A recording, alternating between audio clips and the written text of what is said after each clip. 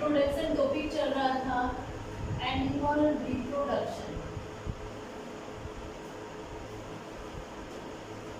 Animal reproduction को कहा जाता है प्राणी प्रजनन। प्राणी प्रजनन बोल सकते हो या जिसे बोला जाता है जीव प्रजनन। एनिमल रिप्रोडक्शन को प्राणी प्रजनन कहा जाता है या जिसे जीव प्रजनन है वो भी कह सकते हैं। इसके अंतर्गत कल डिस्कस किया था सेक्सुअल रिप्रोडक्शन का। मैंने बताया था 2 टाइप्स के होते हैं। कल डिस्कस किया था एसेक्सुअल रिप्रोडक्शन एंड आज स्टार्ट करने वाले हैं sexual reproduction. Sexual reproduction, sexual reproduction को हिंदी में कहा जाता है लैंगिक जनन। लैंगिक जनन। देखते हैं क्या होता है लैंगिक जनन एंड क्यों रिक्वायरमेंट होती है प्राणी को इनकी। मैल और फीमेल गैमेट, दो अलग अलग गैमेट, दो अलग अलग युग्मक जब आपस में मिलकर एक नई संतति का निर्माण करते हैं तो उसे कहा जाता है सेक्सुअल रिप्रोडक्शन। डेफिनेशन में क्या आएगा, मैं हर एक चीज की पहले डेफिनेशन बताती हूँ, देन उसके बाद में क्या आपको उसका एक क्राइटेरिया आपको मालूम हो जाएगी क्या पढ़ने वाले हैं। यानी कि मैल गैमेट और फीमेल गैमेट दोनों संयुक्त होते हैं और वो संयुक्त होकर एक संतति का निर्माण करते हैं, तो उस प्रोसेस को कहा जाता है सेक्सुअल रिप्रोडक्शन। सेक्सुअल रिप्रोडक्शन में 2-3 टर्म आती हैं। एक टर्म आती है गैमेटोजेनेसिस। गैमेटोजेनेसिस। एक टर्म आती है स्पर्मेटोजेनेसिस। स्पर्मेटोजेनेसिस। एक टर्म आती है oogenesis। हिंदी में बताऊंगी क्या होता है। कुछ बच्चों की स्पेशल डिमांड होती है कि मैम हिंदी में बताओ। हालांकि ये साइंस की टर्मिनोलॉजी आप इंग्लिश में याद रखो तो आपको अच्छा रह जाए हिंदी के बजाय थोड़ा। गैमेटोजेनेसिस, स्पर्मेटोजेनेसिस और oogenesis, sexual reproduction that is present in higher vertebrata and also vertebrata. सारे वर्टिब्रेटा प्रेजेंट होते हैं, also present in higher vertebrata. Vertebrata कौन से होते हैं, जिनमें स्पाइनल कॉर्ड प्रेजेंट होती है। इतना एनर्जी में रीढ़ की हड्डी प्रेजेंट होती है, मोटे तौर पे वो वर्टिब्रेटा होते हैं। तो इनमें सेक्सुअल रिप्रोडक्शन प्रेजेंट होता है। यानी कि जितने भी जो गाय है, जो आपको पता है ये वर्टिब्रेटा कौन कौन से होते हैं, गाय, बकरी, मुर्गी, तितली, ह्यूमन, इन सारों में जो है वो सेक्सुअल रिप्रोडक्शन होता है। एक टर्म आती है गैमेटोजेनेसिस, एक स्पर्मेटोजेनेसिस, एक oogenesis। गैमेटोजेनेसिस का मतलब होता है युग्मक जनन। युग्मक जनन। स्पर्मेटोजेनेसिस का मतलब होता है शुक्राणु जनन एंड oogenesis का मतलब होता है अंड जनन। oogenesis का मतलब होता है अंड जनन। ये 3 टर्म होती है। गैमेटोजेनेसिस का मतलब ये होता है कि जो जननी कोशिकाएं, देखिए शरीर में 2 प्रकार की कोशिकाएं प्रेजेंट होती है। First of all is somatic cell and second is generative cell. Somatic cell is also called vegetative cell, जिन्हें काय कोशिकाएं, देही कोशिकाएं कहा जाता है, and generative cell also called is जिन्हें जनन कोशिकाएं हैं वो कहा जाता है। ठीक है। सोमेटिक सेल का इसमें कोई रोल नहीं होता, जैसे कि आपकी पूरे शरीर की जो कोशिकाएं होती हैं, सिर्फ और सिर्फ जिसको जो आपके रिप्रोडक्शन वाले जो ऑर्गन है, पार्ट है, उनको छोड़ करके बाकी की जो सेल्स होती है वो सोमेटिक सेल होती है। इनका रोल होता है, जो मैंने आपको रिप्रोडक्टिव सिस्टम में ऑलरेडी पढ़ा चुकी हूँ, तो मैंने आपको बताया था ये ह्यूमन के रेफरेंस में स्पर्म का निर्माण करने वाले, एग का निर्माण करने वाले अलग ऑर्गन होते हैं। तो गैमेटोजेनेसिस है कि जनन कोशिका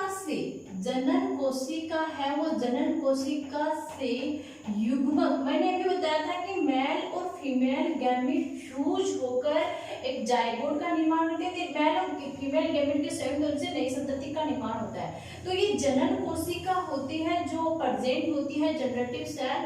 उस जनन कोशिका के परिवर्तन से गैमेट का निर्माण होता है, युग्मक का निर्माण होता है युग्मक का निर्माण होता है, युग्मक, है ना, तो उसे कहा जाता है उस प्रोसेस को गैमेटोजेनेसिस। देन स्पर्मेटोजेनेसिस है कि जनन कोशिका मैल में, शुक्राणु का निर्माण ह्यूमन में रेफरेंस में मैल में होता है, एंड जो अदर ऑर्गन है उनमें भी मादा एंड फीमेल, मेल और फीमेल सब जो सब ऑर्गेनिज्म है, सब ऑर्गेनिज्म है, सब प्राणी है, उनमें मेल और फीमेल।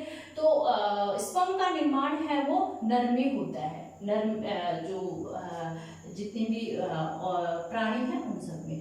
तो जनन कोशिका के द्वारा स्पर्म का निर्माण स्पर्मेटोजेनेसिस, एंड जनन कोशिका के द्वारा एग का निर्माण oogenesis है। अब क्वेश्चन ये आता है कि सेक्सुअल रिप्रोडक्शन की क्यों आवश्यकता होती है, क्यों जरूरी होता है। देखिए, अगर एसेक्सुअल रिप्रोडक्शन होता रहे, अगर एसेक्सुअल रिप्रोडक्शन होता रहे तो एक मतलब कि जो पहले से बना हुआ है वो ही बनता रहेगा, कोई नया चीज है वो पृथ्वी पर नहीं देखने को मिलेगा। फॉर एग्जाम्पल मैं आपको बताऊं कि ह्यूमन के रेफरेंस में देखें, ह्यूमन होमोसेपियंस, ह्यूमन का वैज्ञानिक नाम होमोसेपियंस होता है। ह्यूमन का इवोल्यूशन कैसे हुआ, धीरे धीरे इवोल्यूशन हो रहा है। ह्यूमन का इवोल्यूशन हुआ है होमो इरेक्टस, होमो हिबिलिस, ऐसे ऐसे जो ह्यूमन की स्पीसीज थी, ऐसे बोलते हैं कि ह्यूमन है वो चिंपैंजी से बना है, ठीक है। अगर ह्यूमन में अगर asexual reproduction, for example in case मान लेते हैं एसेक्सुअल रिप्रोडक्शन होता तो आज अपन होते ही नहीं, होते ही नहीं। जो पहले से जो चिंपैंजी थे वही चिंपैंजी बने होते, या चिंपैंजी से पहले जो चीजें बनी होती वही बनी होती। तो कहने का मेरा मतलब है कि पृथ्वी पर परिवर्तन लाने के लिए क्यों आवश्यक है, चेंजमेंट लाने के लिए, चेंजमेंट लाने के लिए सेक्सुअल रिप्रोडक्शन है वो इम्पोर्टेंट है। चेंजमेंट किस प्रकार का चेंजमेंट, ये चेंजमेंट है आकस्मिक नहीं होता, अचानक नहीं होता, ये परिवर्तन होता है धीरे धीरे, बहुत लाखों वर्ष लगते हैं। हमारी जो पहले की जो पूर्वज थे, हमारे पहले जो पूर्वज थे, वो पूर्वज हमारी तुलना में कुछ कम एडवांस थे। आज हम उनसे ज्यादा एडवांस है, और आने वाली प्रोजेनी है वो हमसे ज्यादा एडवांस होगी। क्योंकि जब सेल्स का डिवीजन होता है, मैंने आपको बताया था, मैं जब पढ़ा रही थी आपको सेल स्ट्रक्चर है ना, कोशिका वगैरह वो पढ़ाया था, मैंने आपको कंप्लीटली बताया था कि सेल में न्यूक्लियस होता है, एंड वो न्यूक्लियस में क्रोमोसोम होते हैं ना। तो गैमेट के निर्माण के समय गैमेट होता है, गैमेट के निर्माण के समय ये गैमेट क्या होते हैं, ये सारे के सारे यूनिसेलुलर होते हैं, एक कोशिकीय होते हैं ना। तो ये गैमेट होता है, इस गैमेट में मैं ह्यूमन के रेफरेंस में तो 46 क्रोमोसोम होते हैं। अब ये गैमेट हैप्लॉइड होगा, यानी कि इनमें 23 क्रोमोसोम जाएंगे, है ना। तो ये इसमें क्या है, ये स्पर्म है वो हैप्लॉइड होता है।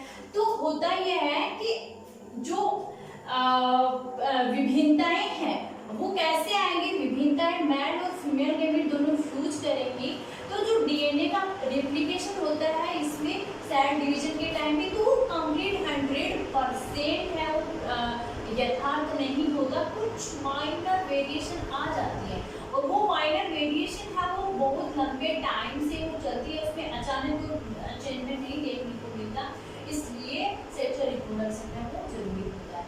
अब डिस्कस करते हैं सेक्सुअल रिप्रोडक्शन इन ह्यूमन।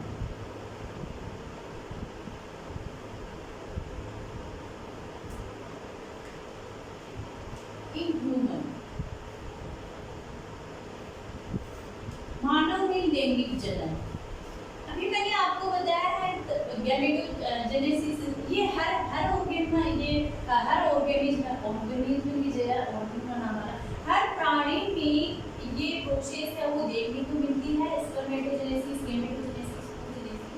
तो जैसे जैसे सिंपलेस्ट प्राणी होते हैं, सिंपलेस्ट जीव में जो सेल्स हैं वो जो एग्स है, स्पर्म है, उनकी आकार व आकृति में कोई वेरिएशन देखने को नहीं मिलता, मतलब कि विभिन्नताएं देखने को नहीं मिलती, वो सेम होते हैं, जलीय प्राणी हो, स्थलीय प्राणी हो, तो सेम। लेकिन जैसे शरीर की डिजाइन है वो कॉम्प्लेक्स होती जाती है, इनकी ह्यूमन और रेप्टाइल्स वगैरह। तो शरीर की डिजाइन जैसे जैसे कॉम्प्लेक्स होती जाती है वैसे वैसे जो स्पर्म और एग है, देखिए जो मेल गैमेट है और फीमेल गैमेट है उनमें दोनों में डिफरेंसेस है वो दिखाई देने लगता है। एक कोशिका होती है, एक सेट होती है, एक सेट एक जनन कोशिका होती है, एक जनन कोशिका होती है जो कि क्या है, जो कि फूड का स्टोर कर रही है, फूड स्टोर कर रही है, फूड स्टोर कर रही है यानी कि वो थोड़ी लार्ज साइज में है और उसे कहते हैं मादा युग्मक, उसे कहते हैं मादा युग्मक और उसे कहते हैं ओवम। ऑलराइट, एक जनन कोशिका है, एक जनन कोशिका है जो कि फूड का स्टोर मैनेजेबल होता है, यानी नहीं होता है या माइनर होता है मिनिमम अमाउंट में, ठीक है, बहुत मैनेजेबल मान सकते हैं, जो कि स्मॉल होती है ना, और जिसे कहते हैं नर युग्मक, नर युग्मक, और उसको कहा जाता है स्पर्म। ओम को कहा जाता है अंड, स्पर्म को कहा जाता है शुक्राणु। ये जो जनन कोशिका है, ये जनरेटिव सेल है या शुक्राणु है, इसका निर्माण है मेल में होता है एंड अंड का निर्माण है फीमेल में होता है। अब मैं आपको एक चीज यहाँ पे क्लियर कर दूं, एक चीज यहाँ पे क्लियर कर दूं कि मैं अब आपको यहाँ पे सेक्सुअल रिप्रोडक्शन इन ह्यूमंस पढ़ा रही हूँ, तो मैं जो सिस्टम है वो क्लियर नहीं करूँगी, फिर से क्लियर नहीं करूँगी, क्योंकि जो रिप्रोडक्टिव सिस्टम वाला पार्ट है, male reproductive system, female reproductive system, वो ऑलरेडी डिस्कस कर चुकी हूँ। तो जो सिस्टम वाले पूरे थे रेस्पिरेशन वगैरह वो सारे देखे थे, excretory system, respiratory system, circulatory system, सारे सिस्टम देखे थे, वहीं पे फीमेल मेल और फीमेल रिप्रोडक्टिव सिस्टम क्लियर कर दिया था। तो मैं फिर से यहाँ पे दोबारा बताने से कोई फायदा नहीं होगा, टाइम वेस्ट होगा, ज़्यादा टाइम लगेगा। इसलिए मेरी आपसे गुजारिश है कि आपको अगर ये समझ में नहीं आ रहा है तो आप पहले जाके मेल और फीमेल रिप्रोडक्टिव सिस्टम को पढ़िए, उसके बाद भी ये लेक्चर देखिए तो आपको चीज़ें क्लियर हो जाएगा। स्पर्म की मैं बात करती हूँ, स्पर्म की स्ट्रक्चर कैसी होती है, शुक्राणु की स्ट्रक्चर की मैं बात करूँ, स्ट्रक्चर में इसके 3 पार्ट होते हैं। एक पार्ट है हेड वाला पार्ट,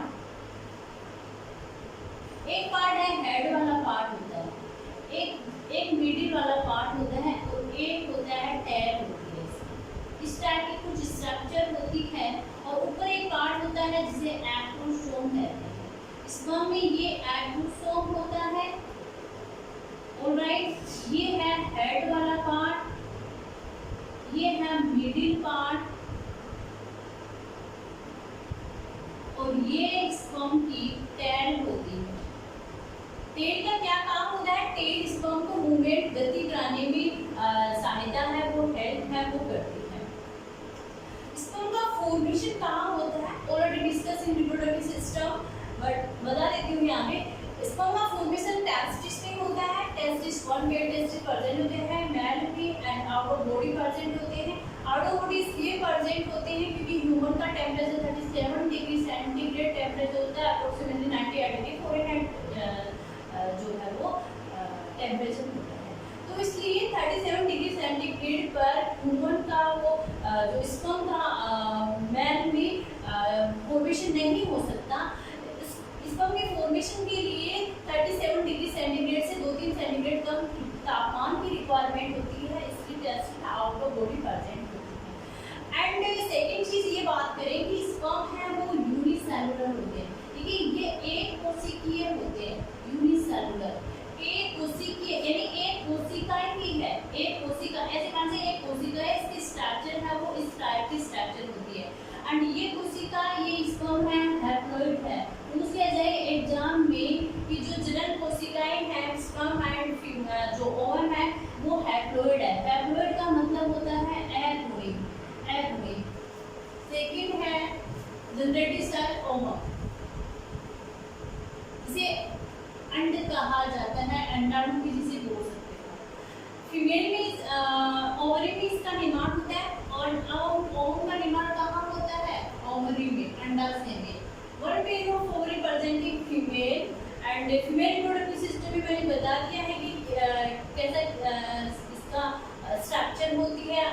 की एंड यूट्रस की सब सारा उसमें बनता है, तो फिर से मैं डिस्कस नहीं करूँगी। ओवरी में इसका निर्माण होता है, दैट इज ऑल्सो यूनिसेलुलर, एक कोशिकीय होता है। एंड ऑल्सो हैप्लॉइड यानी कि ओम है, हैप्लॉइड एग रहित होता है, यानी कि 46 क्रोमोसोम से आधे क्रोमोसोम होंगे, 23 क्रोमोसोम, ये हैप्लोडिप्लॉइड, ये सारे मैंने सेल जब स्ट्रक्चर पढ़ाई थी मैंने क्लियर किया था।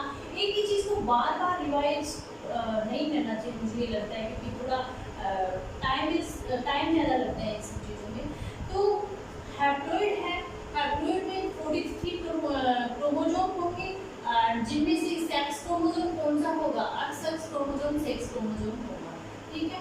एंड मेल में स्पर्म में सेक्स क्रोमोसोम कौन सा होता है, XY क्रोमोसोम, मेल में सेक्स क्रोमोसोम होता है, यानी कि लड़की होगी या लड़का होगा, बच्चा का जो सेक्स है वो डिपेंड करता है फीमेल जो मेल के स्पर्म में कौन सा क्रोमोसोम आ रहा है उस पर वो डिपेंड करता है।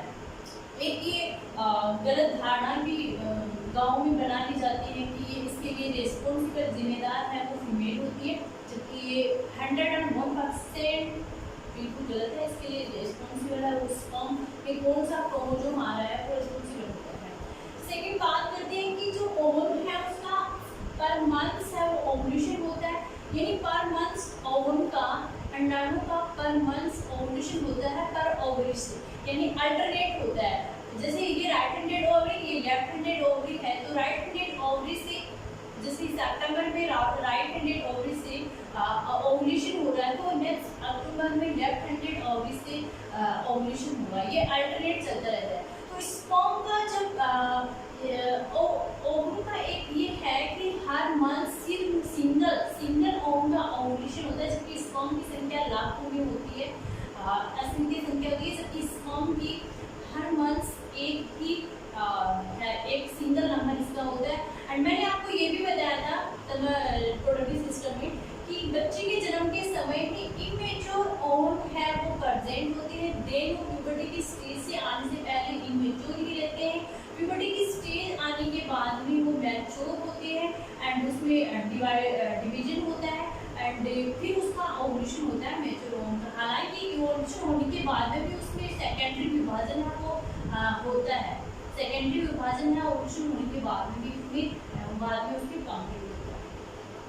हाँ, तो इसके स्ट्रक्चर की मैं बात करूँ, ओवम का इस तरह का स्ट्रक्चर होता है एंड इसमें ये न्यूक्लियस प्रेजेंट होते हैं एंड ये इसमें क्या प्रेजेंट होता है, ये न्यूक्लियस है एंड ये इसमें फूड स्टोर रहता है और ये ओवम की जो मेम्ब्रेन है बाहर की ओर वो प्रेजेंट होती है।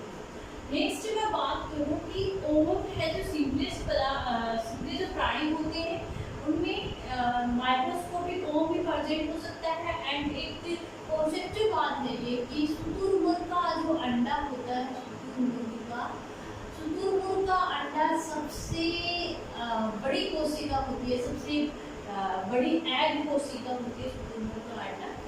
एंड सेकंड जो इसके बाद में जो प्रोसेस आती है फर्टिलाइजेशन यानी सेक्सुअल रिप्रोडक्शन में फर्टिलाइजेशन प्रोसेस है वो भी इम्पोर्टेंट होती है और फर्टिलाइजेशन को कहा जाता है निषेचन। जनन प्रक्रम का प्रथम चरण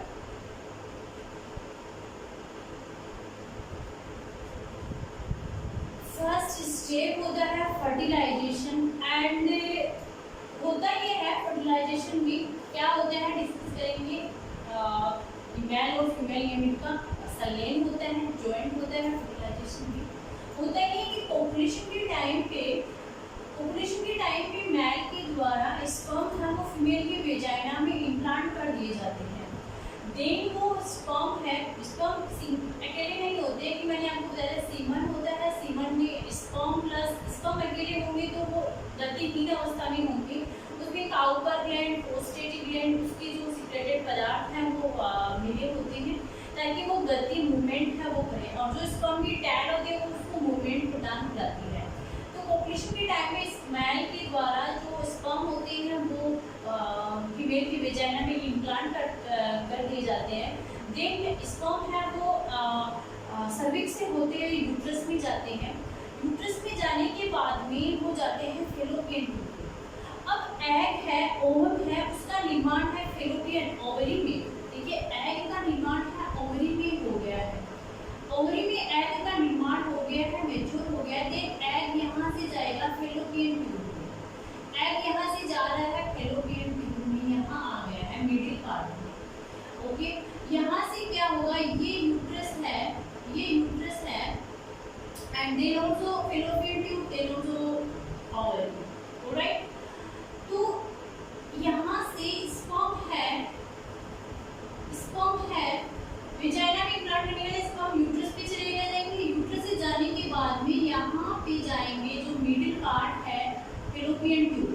फेलोपियन ट्यूब के मिडिल पार्ट में जहाँ पे ओवम प्रेजेंट है वहाँ पे स्पर्म जाएंगे और वहाँ पे फर्टिलाइजेशन की क्रिया संपन्न होगी। एग्जामिनर का फेवरेट क्वेश्चन है, क्योंकि जूनियर साइंटिफिक असिस्टेंट का पेपर हुआ था 2019 में।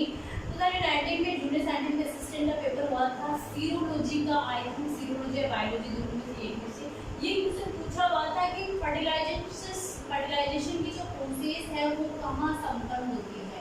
हालांकि उसमें जो फेलोपियन ट्यूब के 3 पार्ट होते हैं, तो पार्ट का नाम पूछा था। आपको इतना ध्यान में रखना है, प्रोसेस है वो फेलोपियन ट्यूब में होती है। फेलोपियन ट्यूब में फर्टिलाइजेशन होता है, यानी कि अंडवाहिनी में, अंडवाहिनी में। ऑलराइट, ठीक है।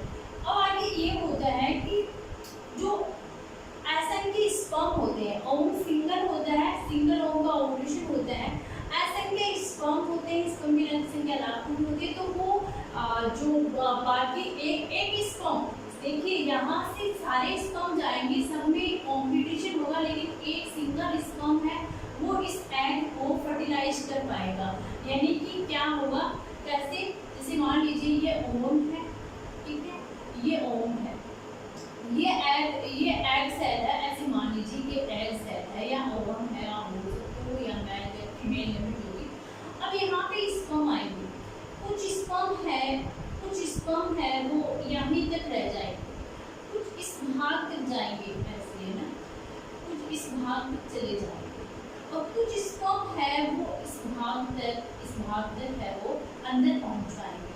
ये स्पर्म का जो हेड वाला पार्ट है, वो हेड वाला पार्ट ही ओवम के अंदर जा पाता है, एग सेल के अंदर जा पाता है। एंड क्योंकि ये अनुवांशिक पदार्थ तो हेड वाले पार्ट में ही होते हैं, हेड वाले पार्ट में ही अनुवांशिक पदार्थ होते हैं, बाकी पार्ट तो जो टैग होती है वो उसे मूवमेंट कराने का काम करती है। एंड जब ये इसका ये हो जाता है, फर्टिलाइज हो जाता है, तो तुरंत विदिन सेकेंड के अंदर इसके चारों ओर एक मेम्ब्रेन का निर्माण हो जाता है, ताकि और दूसरी स्पर्म है इसको फर्टिलाइज ना कर पाए, यानी दूसरी स्पर्म का फिर वो हट जाते हैं वहाँ से। एंड इसमें हालांकि वेजाइना में 1-2 दिन तक स्पर्म है वो जीवित रहते हैं, बाद में अपने आप है वो 1-2 दिन में कुछ दिनों तक जीवित रहते हैं, बाद में अपने आप डेस्ट्रॉय हो जाते हैं। तो फर्टिलाइजेशन की क्या परिभाषा होगी, फर्टिलाइजेशन की होगी मेल और फीमेल गैमेट दोनों ज्वाइंट होते हैं, ज्वाइंट होकर जो है वो एक जाइगोट का निर्माण करते हैं। ये क्या हो गया, ये फर्टिलाइज्ड एग हो गया। अब इसको क्या बोला गया, फर्टिलाइज्ड एग बोला गया, और जिसे क्या बोल सकते हो, जाइगोट भी बोल सकते हो, यानी युग्मनज। और अब ये युग्मनज है, देखो हैप्लॉइड आ रहा है, हैप्लॉइड क्या होगा, एग विद, यानी इसमें 23 क्रोमोसोम, इसमें भी 23 क्रोमोसोम थे। अब ये डिप्लॉइड हो गया, टोटल कितने हो गए, 46 क्रोमोसोम, यानी कि 46 क्रोमोसोम है वो मेंटेन रहते हैं। नेक्स्ट मैं बात करूँ, ये आपको ध्यान में रखना है, कि इसकी जो फेलोपियन ट्यूब में इसकी फर्टिलाइजेशन की प्रोसेस है वो कॉम्प्लीट होगी। स्टेप के बारे में पूछ लिया जाता है, हालांकि डिस्कस कर चुकी है, लेकिन स्टेप का क्रम पूछ लिया जाता है कि फर्टिलाइजेशन में स्टेप कौन से, पहला कौन सा स्टेप होता है, देन कौन सा स्टेप होता है, उसके बाद में तो पहला स्टेप होता है movement of sperm towards to ovum, ये पहला स्टेप होता है, यानी movements of sperm towards to ovum, जाना। दूसरा स्टेप होता है कैपेसिएशन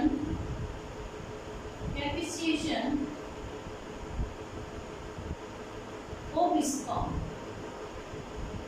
कैपेसिएशन ऑफ स्पर्म में ये आएगा कि स्पर्म का योग्यता अर्जन करना, कि वो उसको उसकी कैपेसिटी होनी चाहिए कि ये स्पर्म को, ये एग को फर्टिलाइज कर सके।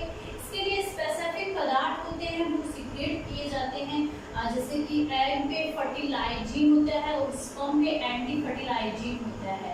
ये फर्टिलाइजिन और एंटी फर्टिलाइजिन हर एक स्पीसीज के अलग अलग होते हैं। जैसे कि कैसे पता चलता है कि जो जलीय प्राणी होते हैं उनमें तो फर्टिलाइजेशन एक्सटर्नल होता है, तो उनके जो ये उनको जो फीमेल जो मैल गैमेट होते हैं कि ये अपनी ही जाति के फीमेल गैमेट हैं, उनको उन स्पेसिफिक पदार्थ के द्वारा पता चलता है। तो ये कैपेसिएशन ऑफ स्पर्म होता है।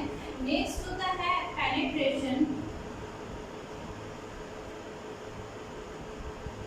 Penetration of sperm into ovum. Penetration of sperm into ovum का मतलब ये हुआ जो कि ये एग सेल है, इस एग सेल के अंदर ये जो स्पर्म है ये इसको छेद करके, मतलब इसको इसके अंदर आ गया है, क्योंकि ये अंदर आएगा एक हाईली रिलेटेड एंजाइम होता है, वो इसकी झिल्ली को गलाएगा एंड इसकी झिल्ली पे डाइजेशन का काम करता है हाईली रिलेटेड एंजाइम, और वो एंजाइम इस पे एग सेल पे वो छोड़ा जाएगा एंड वो उसको झिल्ली को पाचन करेगा एंड देन जो है वो स्पर्म है इसके अंदर एंटर करेगा। इसकी फोर्थ प्रोसेस होती है कॉन्जुगेशन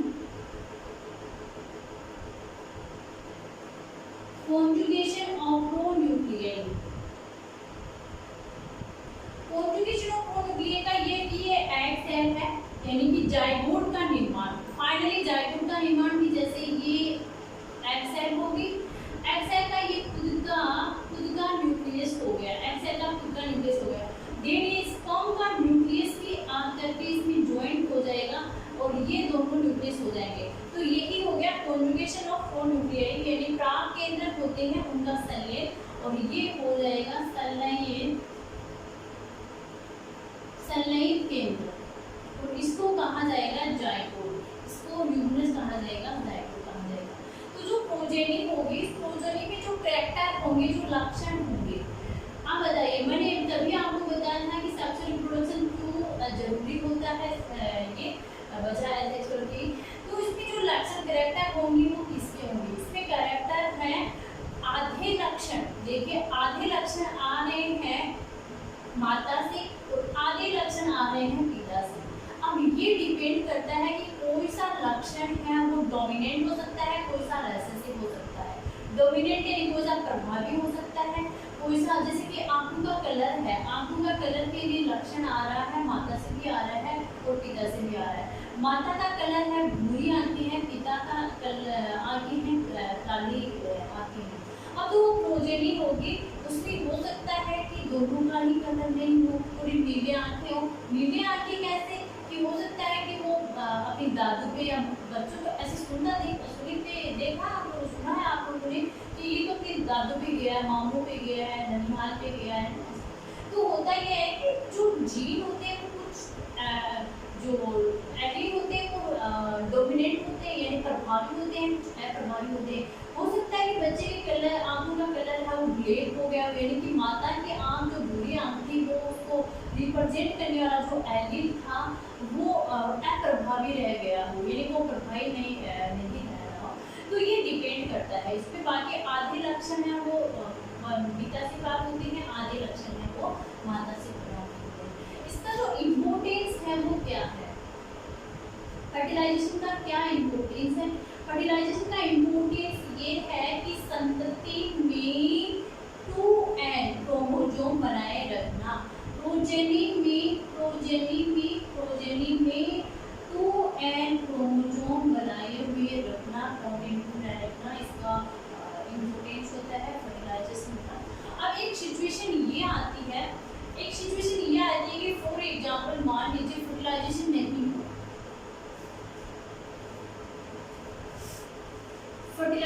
नहीं हो, तो क्या होगा?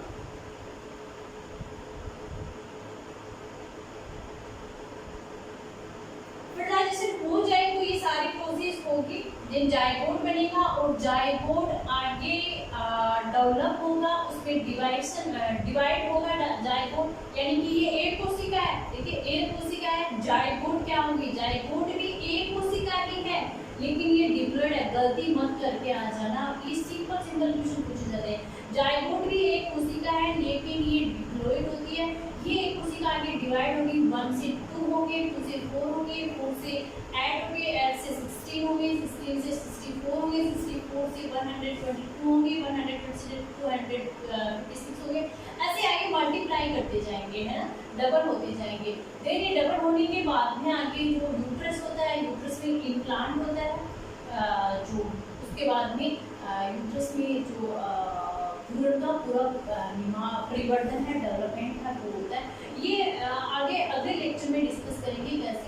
लेकिन इन केस अगर फर्टिलाइजेशन नहीं हो पाता है तो क्या होता है। देखिए जो ओवरी से हर मंथ ओवम का ओवुलेशन होता है, तो ओवम का अगर फर्टिलाइजेशन नहीं हो पाता तो वो 1-2 दिन जीवित रहता है, क्योंकि जो यूट्रस होता है वो यूट्रस भी पर मंथ, जैसे ओवुलेशन पर मंथ होता है उसी प्रकार से यूट्रस भी गर्भाशय भी पर मंथ एग के इम्प्लांट की तैयारी करता है। इम्प्लांट की कैसे, मैंने रिप्रोडक्टिव सिस्टम में पढ़ाया था आपको कि यूट्रस की 3 लेयर होती है, एंडो, पैरी एंड मायोमेट्रियम, है ना, ये 3 लेयर बताई थी। तो जो यूट्रस की एंडोमेट्रियम लेयर होती है वो स्पॉन्जी होती जाती है, वो मोटी होती जाती है। अब क्योंकि उसको फर्टिलाइज्ड एग को जो जाइगोट बना है, इस जाइगोट को उसको इम्प्लांट करवाना है, यानी वहाँ पे भ्रूण का डेवलपमेंट होगा। तो उस भ्रूण के डेवलपमेंट के लिए वहाँ उसको पोषण मिलना जरूरी है, इसलिए वो वृद्धि का वो मोटी होती जाती है, क्योंकि वो पोषण प्रदान करने का कार्य करती है। अगर वो मोटी नहीं होती तो भ्रूण का डेवलपमेंट नहीं होगा, एम्ब्रियो का विकास नहीं होगा, बच्चे का जन्म नहीं होगा। तो ये होगा तो वो वृद्धि मोटी होती जाती है। देन उसके बाद में अगर यहाँ पे अगर ये फर्टिलाइज्ड एग यूट्रस में नहीं पहुँच पाता है, देन वो वृद्धि है वो धीरे धीरे टूटने लग जाती है, एंड जो म्यूकस होता है एंड जो ब्लड होता है उसके साथ में मिलकर वेजाइना आउटर बॉडी है निश्चित पीरियड में वो बाहर हो जाती है, and that is called menstrual cycle. And इसमें 1 मंथ का टाइम लगता है, 1 मंथ का menstrual cycle, menstrual cycle, and 2 से 7 डेज का इसका टाइम होता है। तो यहाँ पे ये कंप्लीट होता है, और क्या कंप्लीट अभी कंप्लीट नहीं हुआ सेक्सुअल रिप्रोडक्शन, लेकिन फर्टिलाइजेशन तक की प्रोसेस यहाँ कंप्लीट होती है। अगले लेक्चर में डिस्कस करेंगे इम्प्लांट ऑफ जो जाइगोट यानी एम्ब्रियो है वहाँ से यूट्रस में आएगा, एंड उसका जो परिवर्तन होता है, जो विकास होता है उसके बारे में देखेंगे, देन प्लेसेंटा के बारे में देखेंगे। तो पढ़ते रहिए, मेहनत करते रहिए, ऑल